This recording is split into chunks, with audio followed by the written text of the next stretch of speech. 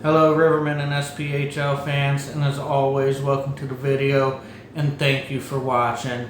Typically, I wait till the end of the weekend before I put out any type of video wrapping up a series, if you will. Rarely do I do it after a single game, but that game against the Dogs last night was something else. Had a little bit of everything in it except a fight. There was no fight, surprisingly. I don't know if that's going to change in game 2, but it certainly didn't happen in game 1. But there's just a few quick things that I want to talk about and go over that happened in game 1 that I hopefully will be corrected in game 2 for a much better outing for the Rivermen. Even though Rivermen got the win, I'm talking like they lost.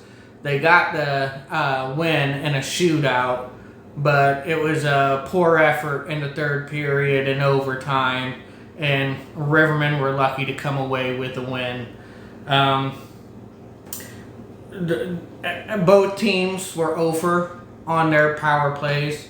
Rivermen was 0 for 3, Dogs were 0 for 5, so penalty kills were a huge factor in this game, especially for the Rivermen at the end of the game. It was a huge factor on why we won. But Rivermen started out strong in this game. They outplayed the Dogs the first 40 minutes of this game. I don't think many people would argue against that. Rivermen was out shooting them in the first 2 periods. They were ahead on the scoreboard. It was a Roanoke goal, literally below a minute left in the second period, that got them on the board, their first goal, to get them within 1 before going to the third period. But besides that one goal in the literal last minute of the period, Rivermen were pretty much outplaying and outperforming and executing better than the Dogs for 40 minutes. Then the train came off the tracks for Rivermen. In the first period, we outshot the Dogs 10-9. Second period, we outshot them 9-8. It was close, but we're still out shooting them, outworking them, and looking good. In the third period, and this is completely unacceptable, I don't care what league you play in, I don't care if it's the Feds, or where the game's played, home or away. Rivermen gave up 17 shots on goal in the third period and only put up 4 shots themselves in the third. They were outshot 17-4 in the third period, which is just inexcusable. And they were outshot 6-1 in overtime and still somehow made it to a shootout and won this game. So hockey gods were on our side tonight, because I'd say Rivermen probably should have lost this game. But all that matters is they got the W. Doesn't matter how, they did it. They got the win and 2 points, and that's what matters. Good teams find a way to win in the face of adversity. Rivermen were going through it, and they found a way to get the job done and hang on to get the win and 2 points. So stick taps to the Rivermen for doing that. The final score was 3-2 in a shootout. Total shots on goal, including overtime, was Rivermen had 24 and the Dogs had 40. So we were heavily outshot. Even though we got more shots in the first and second, we were still heavily outshot overall because of the third and overtime.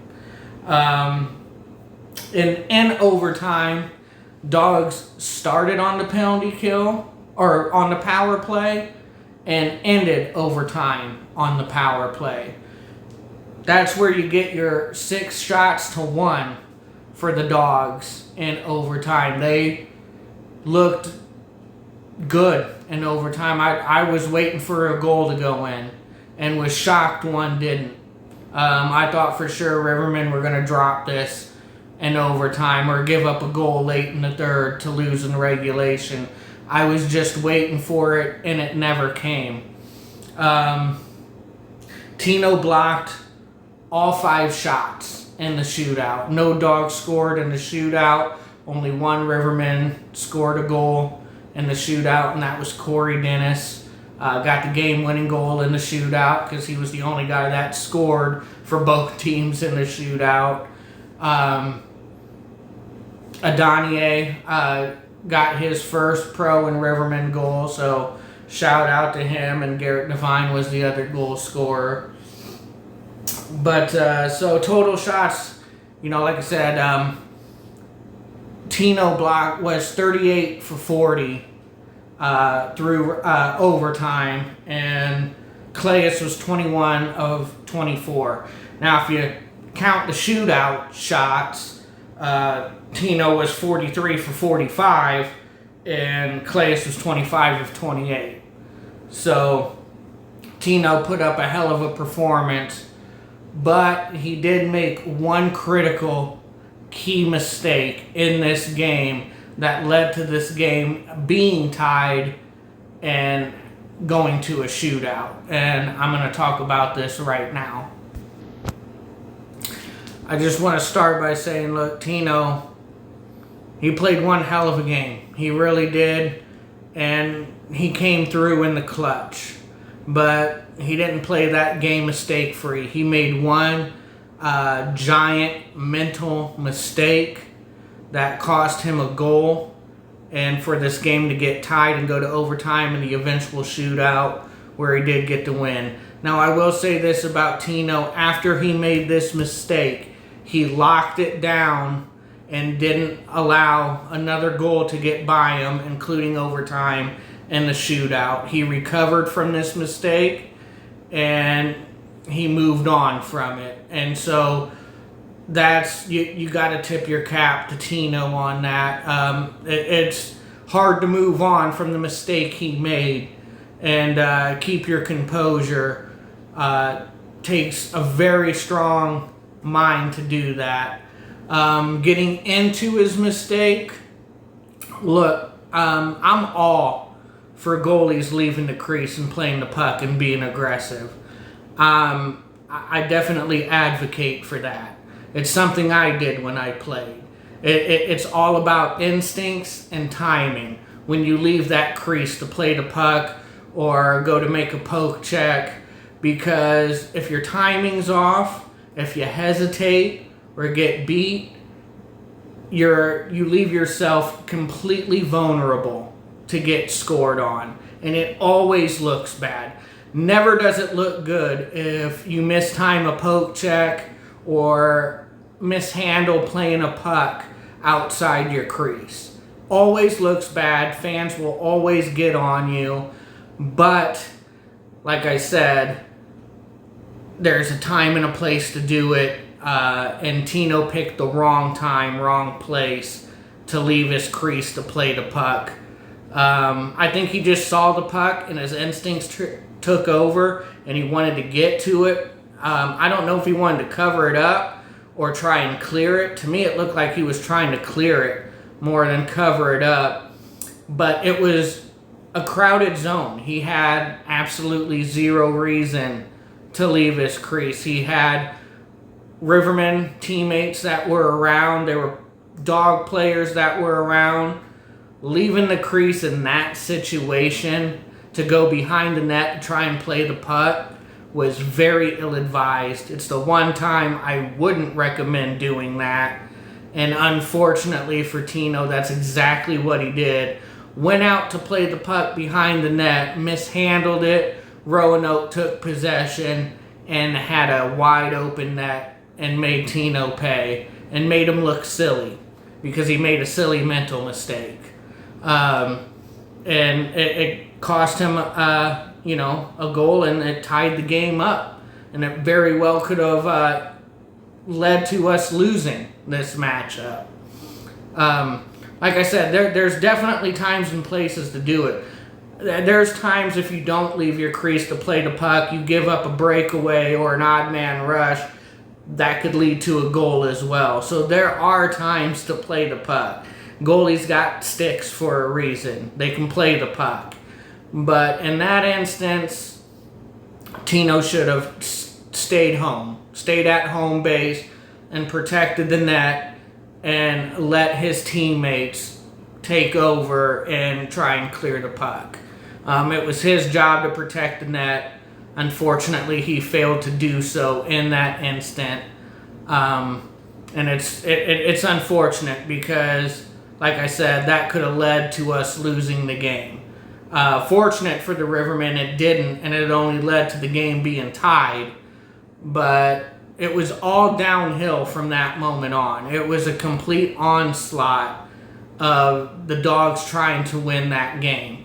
I mean, pretty much they were dominating the third from the get-go, but especially after that goal, that mistake Tino made, you could tell the Dogs were giving it everything they had to get that game-winning goal. And the puck just wasn't falling. Tino rebounded and refocused and composed himself and kept the Rivermen in this and got him to a shootout. And he stopped all 5 shots, and Rivermen took advantage of that and got a goal in the shootout to win this game and nab 2 points. So, like I said, I'm not going to slaughter Tino on this because at the end of the day, we still won the game. But in that situation, I would advise any goalie that's not when you leave the crease to play the puck. That is not a good time to do that. That's one of the worst times to leave the crease to play the puck. And I guarantee you he knows that. I don't have to tell him that. Coach Trudell don't have to tell him that. Eric Levine don't have to tell him that. Tino already knew the second he mishandled that puck and it went in the net, he's like, I messed that up. That's on me. Completely. And he recovered from it, and so I applaud him for that. Hopefully we don't make that mistake again, Tino.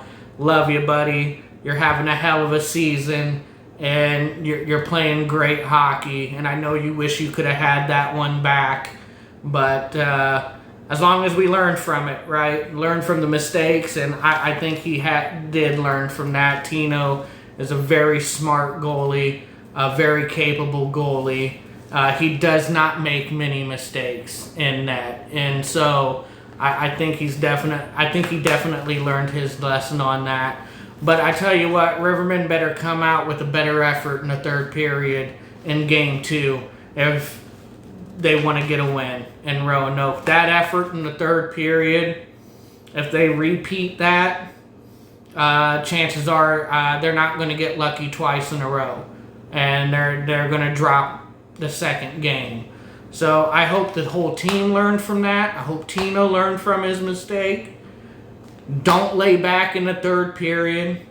Keep your foot on the gas. Keep attacking the puck and play to win the game. Don't play not to lose. You play to win the game. You stay aggressive and you put them away. You don't just lay back and pray they don't score again. You know, we can't fall back into that old habit.